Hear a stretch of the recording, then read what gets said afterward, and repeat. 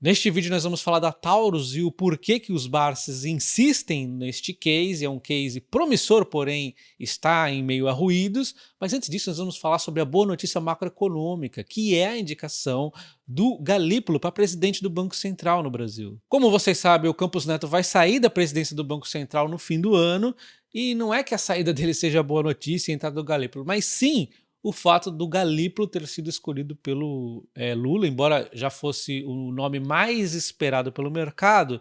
Existiu alguns momentos que o Lula deu declarações que pareciam que ele não seria a escolha, porque o Galípolo ele tem uma visão um pouco mais, vamos dizer, equilibrada, né? Ele é indicado pelo Lula, ele é mais alinhado à esquerda, mas ele tem um bom senso ali de que um presidente do Banco Central tem que ter. Então ele já indicou algumas vezes que vai aumentar a taxa de juros caso seja necessário, que é o que tem que fazer, não é baixar, marretar a taxa de juros para baixo que está tudo resolvido, não, porque se a inflação estiver pressionando e você força a taxa de juros para baixo, a inflação acaba subindo mais, né? E lembrando que nós estamos ainda que perseguir a meta ali da inflação. Então eu acho que este nome é bom diante dos cenários ali que estavam se desenhando em alguns momentos. O Lula chegou a declarar que o presidente do Banco Central seria alguém de grande experiência, um nome mais maduro e não sei o quê. Aí o mercado começou a duvidar que não seria o Galípolo, porque ele tem 42 anos, se não me engano, então não seria ele, seria alguém com mais de 60 provavelmente, mas não é o caso. Ele acabou provavelmente convencido, não sei o que aconteceu ali, mas de qualquer forma ele vai acabar então indicando o Galípolo para a presidência no Banco Central, o que na minha visão, dadas as cartas que estavam na mesa, é uma boa notícia. Bom, então isso é uma ótima notícia para 2025 em diante, mas vamos voltar aqui ao nosso case da Taurus, vamos entender o porquê que os Barças insistem no case, a gente vai ver o que a Luíse tem a comentar, e vamos ver também o relatório da empresa, vamos alinhar aqui com a macroeconomia para a gente entender os riscos aqui e as oportunidades da empresa. Primeira coisa é entendermos que o Brasil, após a mudança do governo, ele perdeu bastante relevância, e aí a gente tem que entender o que está travando ele ainda, porque nós estamos meio que no fundo, não tem mais muito o que piorar aqui, já vamos falar disso. Os Estados Unidos sempre foi, e agora ainda mais, é a receita mais importante após a perda aqui do Brasil de um pouco de relevância, né? E temos aqui os outros países, que é a frente promissora aqui, com a Arábia Saudita, principalmente ali a Índia, e ainda tem também outros países ali coadjuvantes. E começando aqui com o Brasil, vocês sabem a visão anti-armamento aqui do novo governo, né? Até aí não tem novidades, mas eles puseram uma série de mudanças ali de regulamentação de armas. A ideia é que não venderíamos como no governo anterior, mas já era para ter tido uma recuperação. O que acontece é que, segundo a própria Taurus, o Brasil, eles acham que está inclusive enrolando meio que de propósito ali, fazendo corpo mole. Então tem uma série de enroscos que parece que não vai, toda hora parece que começa a dar um passo adiante e já fica travado, enfim. O fato é que a Taurus está fazendo o seu esforço aqui para estar pronta para o momento, né? Então ela já inclusive desenvolveu um calibre inédito .38 para a legislação de armas permitido agora no Brasil aqui, né? Aproveitando então o espaço deixado pelo calibre 9mm, e a empresa também aproveita e provavelmente vai utilizar esse tipo de tecnologia que ela desenvolveu de calibre aqui para outras regiões, ao qual também tem alguns tipos de limitações similares, né? A Taurus é uma empresa que investiu bastante em tecnologia nos últimos anos, e a velocidade como eles fizeram isso tudo aqui mostra como eles são ágeis. Então, na minha opinião, a história aqui com o Brasil é meio que uma história de fundo de poço, onde tem muito mais a melhorar do que a piorar. Vocês viram os números, né? Quanto que já caiu, assim, e a tendência com todo esse desenrosco, quando desenroscar, é melhorar. Agora, quando que vai acontecer? Se realmente o governo vai ficar empurrando com a barriga por muito tempo, até de repente um novo governo ser eleito, não sei. Isso aqui nós não podemos cravar. O fato é que é uma história que se assemelha-se muito a fundo de poço, mas vocês viram que ela não é uma receita tão relevante que a gente comparar, por exemplo, com os Estados Unidos e com o potencial que a Índia pode destravar, e também outros países ali. Falando aqui da Índia, que seria o país mais promissor, a Taurus continua se adaptando lá. Ela está ainda à espera daquela licitação gigantesca de 425 mil fuzis, que já foram feitas várias fases e a Taurus foi passando nessas etapas. Só que ela está esperada agora para o fim de 2024, eles acabaram adiando ali, né? Se a gente fizer uma continha aqui de padaria, imaginando um valor de fuzil a 10 mil reais cada um, vendendo então 425 mil fuzis, proporcionaria uma receita de 4 bilhões 250. Então é bastante coisa essa receita, né? Mas ela também está via uma joint venture, tem que também ver os preços que realmente vai fazer e tudo mais, né? Mas só para a gente ter uma noção aqui do tamanho da grandeza disso, eu não estou falando de receita anual, né? Uma receita do total dessa licitação. Mas é importante lembrar que a Taurus não está parada na Índia, ela está se movimentando, inclusive ela ganhou seu primeiro licitação aqui em abril de 2024, é uma licitação menor ali, né? Envolve aqui cerca de 511 mil dólares e ela vai acabar recebendo proporcional à sua joint venture 255 mil. Então ela segue participando de outras licitações de menor volume, que no total dos negócios já são estimados mais de 47 milhões de dólares. Então a empresa está atenta na Índia, está avançando de diversas formas ali e aguardando o seu grande leilão de licitação aqui, né, de 425 mil fuzis, tá? Já na Arábia Saudita, ela também está ali com perspectivas promissoras, né? Tem ali uma joint venture com a Scopa Military Industries, que é uma das mais prominentes empresas de defesa da Arábia Saudita, e estão em fase de acordos necessários para a minuta de contrato, que caso aprovadas, ambas as partes poderá ser assinado ainda no ano de 2024, então avançando aqui na Arábia, né?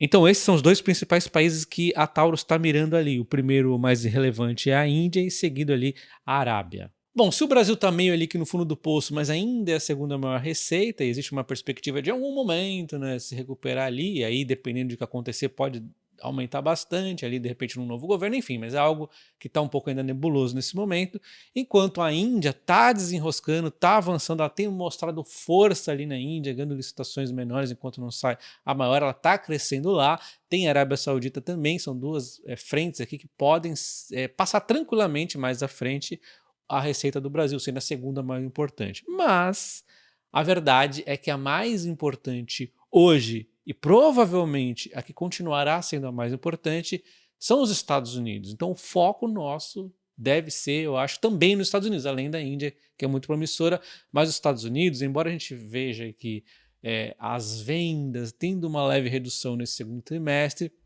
é meio que normal, a gente sempre vê o segundo e terceiro trimestre mais fraco, o primeiro trimestre ali é o intermediário e o quarto trimestre é o que é mais forte aqui historicamente quando a gente vê, fazendo exceção ali naquele período da pandemia, né? Então, tá meio que estável ali em relação às armas nos Estados Unidos, embora tenha tido essa queda normal, sazonal. Quando nós olhamos aqui o interesse de compras de armas que pode indicar compras futuras, nós estamos um pouquinho abaixo da média, mas de novo, nós estamos vendo um primeiro e segundo trimestre, né? Então não é tão assim comparativo com o ano fechado. Mas se a gente dobrar aqui 7,3 vezes 2, vai dar próximo aqui dos 15, se a gente pensar que o quarto trimestre ali é um pouquinho mais forte. Então, assim, se caiu, caiu pouca coisa. De novo, vamos tirar aqui o período da pandemia, né? 2020, 2021. Então, assim, pode ter diminuído, diminuiu, mas pouca coisa. E aí é que mora a grande questão, né? Beleza, não diminuiu muito, mas o que pode acontecer com as novas eleições é uma grande mudança, porque nós temos hoje um governo que não é tão pró-arma como era o Trump, então se entra o Trump realmente pode dar um salto novamente, mas a Kamala Harris, ela é mais anti-arma ainda do que o próprio Biden. Então, isso pode ter uma pressão um pouco negativa também. Dando uma olhada sobre as pesquisas nos Estados Unidos, a Kamala, surpreendentemente, né, ela tá forte lá, inclusive em várias pesquisas que ela tá na frente, aí outras dizem que o Trump tá liderando. Eu diria aqui de resumo, porque tá difícil concluir alguma coisa, que na maioria tá muito próximo, então a gente pode dizer o seguinte, eles estão em empate técnico, então pode dar qualquer uma das coisas. Então, o que a gente pode ter de visão? O Biden é o meio termo, o Trump é melhor para Taurus e a Kamala, diante dos discursos dela, é pior. Mas isso é questão de discurso, né? Na prática a gente vai ver lá o que acontece. Mas tenha isso em mente, né? Que pode ficar um pouco pior ali nos Estados Unidos nessa questão das armas. Tanto se a gente vai ali ao fim de julho, nós encontramos um discurso dela dizendo que nós queremos banir as armas de assalto e eles querem banir os livros.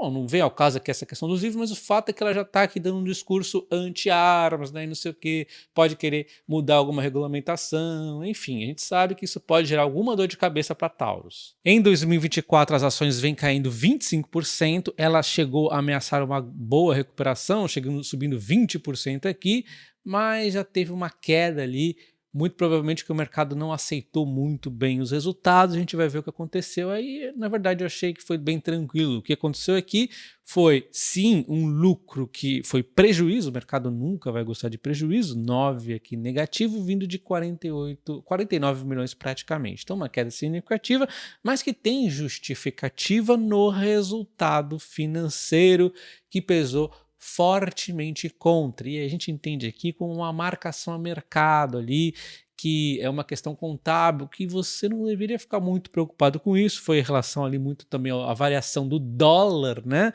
E como aconteceu muito ali mais próximo do fim do trimestre, não deu resultado ainda na receita da empresa, mas na dívida ali e tudo mais acabou pesando. Então é uma marcação a mercado, tá? Não é de fato. Depois o dólar fica continuando forte, essa receita vai começar a subir, né? Compensando aqui. Então não deveríamos olhar a receita do resultado financeiro neste momento. É uma empresa que tem uma dívida inclusive controlada aqui, embora sim aumentou um pouco aqui, ó, 243 para 342. Mas vamos focar no que realmente importa, que é o quê? Você pode olhar o lucro bruto, que caiu 16%, então sim, teve um pouquinho de queda em relação ao mesmo período do ano passado, é isso que eu falei, teve uma leve quedinha ali, que eu vinha mostrando, é muito por conta dos Estados Unidos, mas em relação ao trimestre anterior, mesmo não sendo típico, teve uma lateralização, é um trimestre normalmente mais fraco, mas teve uma lateralização. Olhando o EBITDA ajustado, que é mais relevante ainda, nós vemos que sim, teve uma queda um pouco mais acentuada, 29%, em relação ao trimestre anterior, 10% de queda. Então, eu preferiria ficar olhando ou mesmo o lucro bruto, ou principalmente mesmo aqui o EBITDA ajustado, mas a gente tem que entender que a empresa também, em algum momento, oscila ali as despesas.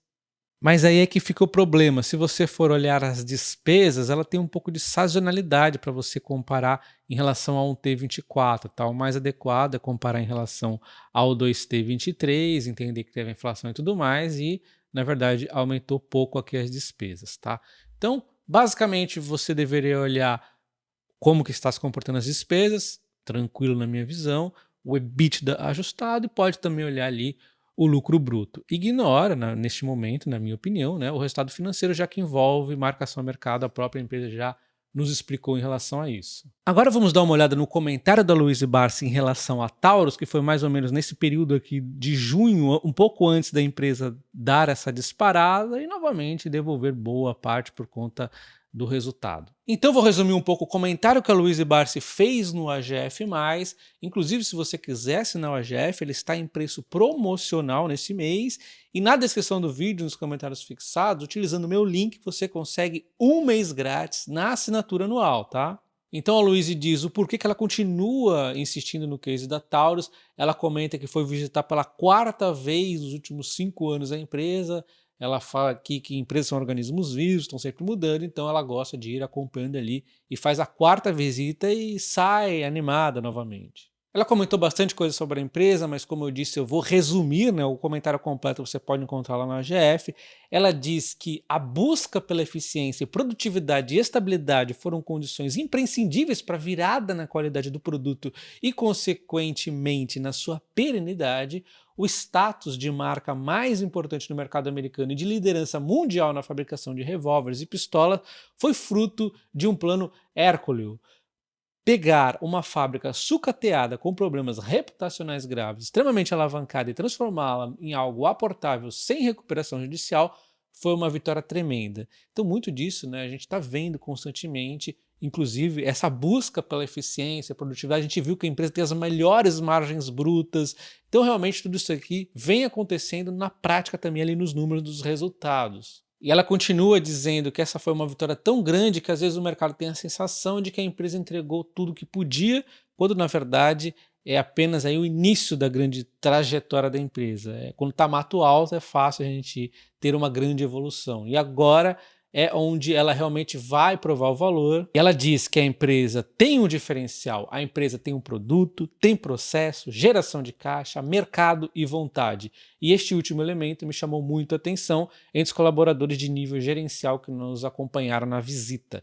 Isso realmente é uma vantagem para quem consegue ali, né, uma agenda para visitar realmente ali a empresa e ver os processos em andamento. Realmente é um diferencial. Ela ainda continua dizendo que a evolução da empresa ali nos investimentos, na tecnologia, né, ela deve entrar em operação ainda nesse ano a célula autônoma de usinagem para uma das peças fundamentais do ferrolho, e o projeto dessa espécie de circuito complementarmente automatizado E4.0 com braços mecânicos e esteiras trará uma economia estimada de 40% neste componente. Isso aqui é a prova que a empresa vai buscando sempre ali a eficiência, né? Bom, mas aí ela continua, fala dos dividendos, né? E aí eu já não vou entrar muito neste detalhe do dividendo. Depois ela continua falando da questão dos dividendos, mas o grande fato que eu queria comentar com vocês é isso aqui em relação ao case da empresa, né? O que realmente está acontecendo com a empresa, a visão da Luísa, que inclusive visitou a empresa, é positiva, as coisas estão acontecendo e, obviamente, no mercado concorrido como esse, a Taurus está ganhando frente aos outros. Por fim, ela complementa que ela está mantendo sua posição na Taurus, porém não está aportando nesse momento, porque ela já tem uma quantidade de ações ao qual ela está muito próxima ali do que ela já tinha considerado como meta. Mas eu gostaria que você deixasse nos comentários, você tem a Taurus, está de olho na Taurus, e o que você achou da escolha do Galípolo. Um abraço e até o próximo. Valeu!